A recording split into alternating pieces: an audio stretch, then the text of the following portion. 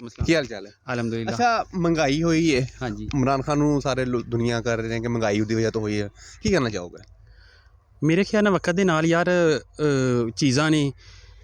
ਪਹਿਲੇ ਦੁੱਧ ਅਸੀਂ ਵੇਚਨੇ ਹਾਂ 14 ਰੁਪਏ ਕਿਲੋ, ਚੀਨੀ 7-8 ਰੁਪਏ ਕਿਲੋ ਮਿਲ ਜਾਂਦੀ ਸੀ। ਹੁਣ ਦੁੱਧ 110 ਰੁਪਏ 20 ਰੁਪਏ ਕਿਲੋ ਵੇਚ ਰਹੇ ਹਾਂ।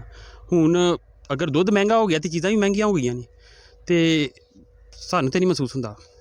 ਮਿਹਨਤ ਕਰੋ, ਇਹ ਕਮਾਦ ਲਾਇਆ ਹੋਇਆ ਹੈ, ਇਹ ਫਸਲਾਂ ਬੀਜੀਆਂ ਹੋਈਆਂ ਹੈ। ਪਹਿਲੇ 2-4 ਮੱਝਾਂ ਰੱਖੀਆਂ ਸੀ, ਬਾਹਰ ਕੰਮ ਕਰਨੇ ਹਾਂ। ਅਤੇ ਬਾਹਰ ਕਿੱਥੇ? ਸਾਊਦੀ ਅਰਬ, ਅੱਛਾ। ਸਾਊਦੀਆ ਛੱਡਿਆ ਅਤੇ ਭਾਈ ਜੀ ਇੱਥੇ ਆ ਗਏ ਹਾਂ। ਆਪਣਾ ਇਮਰਾਨ ਖਾਨ ਸਾਹਿਬ ਦੀ ਗੱਲ ਸੁਣੀ, ਉਹਨਾਂ ਨੇ ਆਖਿਆ ਆਪਣੇ ਮੁਲਕ 'ਚ ਆਓ, ਮਿਹਨਤ ਕਰੋ। ਔਰ ਮਿਹਨਤ ਕੀਤੀ, ਇੱਥੇ ਆਏ ਹਾਂ। ਛੱਡ ਦਿੱਤਾ ਸਾਊਦੀ ਅਰਬ ਇਮਰਾਨ ਖਾਨ ਸਾਹਿਬ ਦੇ ਕਹਿਣ 'ਤੇ। ਅਤੇ 2-4 ਮੱਝਾਂ ਹੀ ਹੁਣ ਮਾਸ਼ਾਅੱਲਾ ਅਲਹਮਦੁਲਿल्लाह 15-16-18 ਮੱਝਾਂ ਹੋ ਗਈਆਂ ਨੇ। ਮਾਸ਼ਾਅੱਲਾ। ਅਤੇ ਬੜਾ ਸੋਹਣਾ ਨਿਜ਼ਾਮ ਚੱਲਦਾ ਪਿਆ ਹੈ। ਅੱਲਾਹ ਪਾਕ ਨੇ ਜ਼ਮੀਨ ਥੋੜ੍ਹੀ ਜਿਹੀ ਦਿੱਤੀ ਹੋਈ, ਉਹਦੇ 'ਤੇ ਮਿਹਨਤ ਕਰ ਰਹੇ ਹਾਂ। ਇਹ ਦੇਖੋ ਕਮਾਦ ਸ਼ਮਾਦ ਲਾਇਆ ਹੋਇਆ। ਦੀ ਕਿਉਂ ਹੈ ਆਵਾਮ ਫਿਰ? ਅਵਾਮ ਕਈਆਂ ਬੰਦਿਆਂ ਦੀ ਆਦਤ ਹੈ ਰੋਣ ਦੀ। ਅੱਛਾ। ਅਤੇ ਮੈਂ ਕਹਿੰਦਾ ਹਰ ਹਾਲ 'ਚ ਅੱਲਾ ਦਾ ਸ਼ੁਕਰ ਅਦਾ ਕਰਨਾ ਚਾਹੀਦਾ ਹੈ। ਹੁਣ ਕਰਜ਼ੇ ਨੇ ਇਹਨਾਂ 'ਤੇ, ਗੌਰਮੈਂਟ 'ਤੇ ਬਹੁਤ ਜ਼ਿਆਦਾ ਕਰਜ਼ੇ ਨੇ। ਅਤੇ ਉਸ ਬੰਦੇ ਨੇ ਮਤਲਬ ਮਹਿੰਗਾਈ ਕਰਨੀ, ਜੇਬ 'ਚ ਤਾਂ ਨਹੀਂ ਪੈਸੇ ਦੇ ਦੇਣੇ। ਕਿੱਥੋਂ ਲੈ ਕੇ ਉਹ ਪੈਸਾ? ਉਹਨੇ ਮਹਿੰਗਾਈ ਕਰਨੀ ਹੈ, ਟੈਕਸ ਵਸੂਲ ਕਰਨਾ ਹੈ, ਫਿਰ ਉਹਨੇ ਅੱਗੇ ਕਰਜ਼ੇ ਆਪਣੇ ਅਦਾ ਕਰਨੇ ਨੇ। ਅਤੇ ਤੁਰਕੀ ਦਾ ਪਹਿਲੇ ਕੀ ਹਾਲ ਸੀ ਵੇਖੋ। 5-7 ਸਾਲ ਆਵਾਮ ਸੜਕਾਂ 'ਤੇ ਆ ਗਈ ਹੈ, ਰੋਈ ਹੈ ਬਹੁਤ ਜ਼ਿਆਦਾ।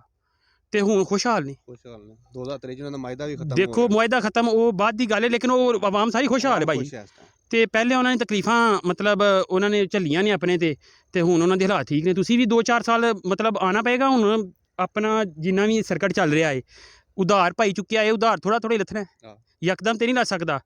ਅਤੇ ਇਨਸ਼ਾਅੱਲਾ ਹਾਲਾਤ ਬਿਹਤਰ ਹੋਣਗੇ, ਜ਼ਰੂਰ ਬਿਹਤਰ ਹੋਣਗੇ। ਬਸ ਕੋਸ਼ਿਸ਼ ਕਰੋ।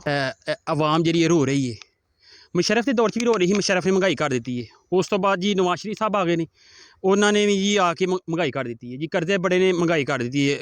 IMF ਕੋਲ ਕਰਜ਼ਾ ਲੈ ਲਿਆ ਜੀ, ਅਤੇ ਆਵਾਮ ਫੇਰ ਹੋ ਰਹੀ ਹੈ। ਮਤਲਬ ਹੁਣ ਜਨਾਬ ਇਹਨਾਂ ਨੇ ਕੰਮ ਕਰਨਾ ਕੋਈ ਨਹੀਂ। ਜਿਹੜੇ ਬੰਦੇ ਨੇ ਕੋਈ ਕੰਮ ਨਹੀਂ ਕਰਨਾ, ਮਜ਼ਦੂਰੀ ਨਹੀਂ ਕਰਨੀ, ਉਹਨੂੰ ਪੈਸਾ ਕਿੱਥੋਂ ਆਉਣਾ? ਉਹਨੇ ਰੋਣਾ ਹੀ ਹੈ। ਉਹ ਮਹਿੰਗਾਈ ਹੋ ਗਈ, ਮਹਿੰਗਾਈ ਹੋ ਗਈ। ਜਿਹੜੇ ਬੰਦੇ, ਹਰ ਬੰਦਾ ਮਜ਼ਦੂਰੀ ਕਰ ਰਿਹਾ ਉਹ ਖੁਸ਼ਹਾਲ ਹੈ ਭਾਈ, ਰੋਟੀ ਖਾ ਰਿਹਾ, ਉਹ ਨਹੀਂ ਰੋ ਰਿਹਾ। ਇਹਨਾਂ ਨੂੰ ਰੋਣਾ ਬਹੁਤਾ ਉਹੀ ਬੰਦਾ ਰੋਂਦਾ ਜਿਹਨੇ ਕੰਮ ਕੋਈ ਨਹੀਂ ਕਰਨਾ।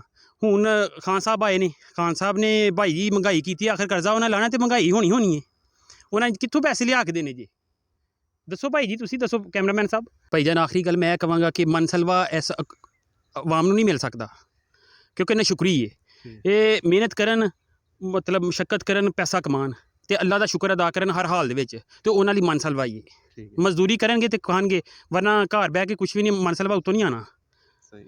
ਮੁਸਲਮਾਨ ਹੋ, ਸਾਡੇ ਨਬੀ ਨੇ ਇਹ ਨਹੀਂ ਸਿਖਾਇਆ ਹੈ ਕਿ ਆਰਾਮ ਨਾਲ ਬਵੋ ਅਤੇ ਲੋਕਾਂ ਦੀ ਤਨਕੀਦ ਕਰੋ, ਆਪਣੇ ਗਿਰਬਾਨ 'ਚ ਝਾਂਕੋ। ਮਿਹਨਤ ਕਰੋ, ਪੈਸੇ ਕਮਾਓ, ਅਤੇ ਖੁਸ਼ਹਾਲ ਰਹੋਗੇ। ਕੋਈ ਮਹਿੰਗਾਈ ਨਹੀਂ ਹੈ, ਬਸ ਮਿਹਨਤ ਕਰੋ। ਠੀਕ ਹੈ ਜੀ, ਮਿਹਰਬਾਨੀ।